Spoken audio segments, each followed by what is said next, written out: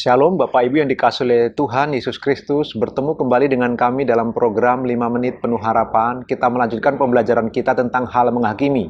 Matius pasal yang ke-7 ayat 1 sampai 5. Saya bacakan beberapa ayat Bapak Ibu. Firman Allah ayat yang pertama, "Jangan kamu menghakimi supaya kamu tidak dihakimi. Karena dengan penghakiman yang kamu pakai untuk menghakimi, kamu akan dihakimi. Dan ukuran yang kamu pakai untuk mengukur akan diukurkan padamu."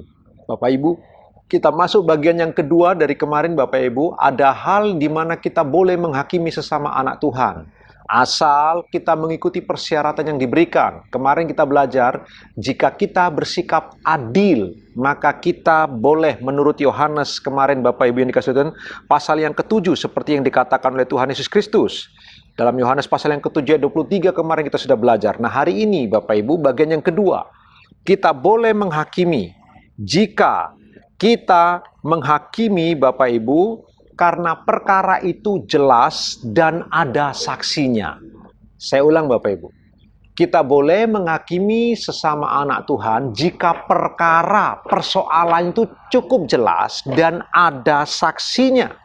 Dalam Matius pasal 18 ayat 19, Tuhan Yesus mengatakan begini. Matius pasal 18 ayat 19, masih di Injil Matius yang sama.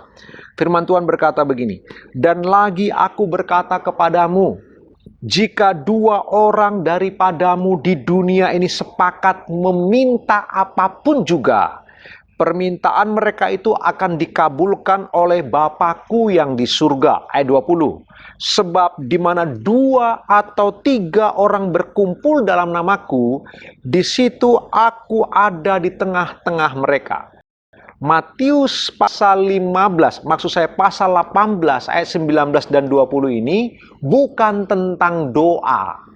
Jadi ketika Tuhan Yesus berkata, "Dua, tiga orang berkumpul dalam namaku, aku ada di situ. Apapun yang kamu minta kepada Bapa, Bapa memberikannya kepadamu." Ini bukan tentang doa Bapak Ibu. Ini tentang penghakiman. Aturan main bagaimana kita menghakimi sesama anak Tuhan. Coba perhatikan ayat yang ke-15. Di dalam ayat yang ke-15 Tuhan Yesus berkata demikian. Matius pasal 18 ayat 15. "Apabila saudaramu berbuat dosa, tegurlah dia di bawah empat mata. Jika ia mendengarkan nasihatmu, engkau telah mendapatnya kembali. Jika ia tidak mendengarkan engkau, bawalah seorang atau dua orang lagi, supaya atas keterangan dua atau tiga orang saksi, perkara itu tidak disangsikan." Ayat 17. "Jika ia tidak mau mendengarkan mereka, sampaikanlah soalnya kepada jemaat. Dan jika ia tidak mau juga mendengarkan jemaat, pandanglah dia sebagai seorang yang tidak mengenal Allah atau seorang pemungut cukai. Aku berkata kepadamu, sesungguhnya apa yang kamu ikat di dunia ini akan terikat di surga, dan apa yang kamu lepaskan di dunia ini akan terlepas di surga." Setelah itu Yesus berkata, "Dan lagi aku berkata kepadamu, jika dua orang daripadamu di dunia ini sepakat meminta apapun juga." Jadi ayat ini Matius pasal 15, maksud saya Matius pasal 18 ayat 15 sampai 20. Ini berbicara tentang konteks menghakimi sesama anak Tuhan. Jika dia salah, tegur empat mata, hakimi empat mata. Jika dia tidak mau berubah, panggil dua atau tiga orang saksi yang menyaksikan perkara itu. Jika orang itu tidak mau mengaku dan tidak mau bertobat, bawa dia ke tengah-tengah jemaat. Tuhan Yesus berkata begitu. Dan Yesus berkata, dua tiga orang sepakat. Dua tiga orang menghakimi karena perkara ini cukup jelas. Maka penghakiman itu sah. Bapak Ibu, apa yang kita bisa pelajari Bapak Ibu? Jadi kebenaran yang kedua, Bapak, Ibu, dan saya sesama anak Tuhan, kita boleh menghakimi sesama anak Tuhan yang lain jika perkaranya jelas dan saksinya ada.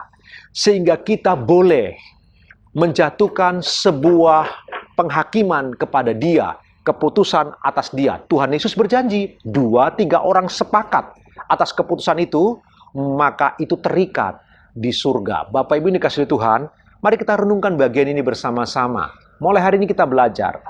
Kita tidak boleh menghakimi jika 5 alasan yang kita sudah pelajari terlebih dahulu di waktu-waktu yang lalu.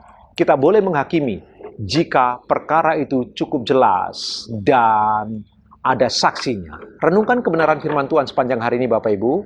Tuhan Yesus memberkati Bapak Ibu. Selamat beraktivitas.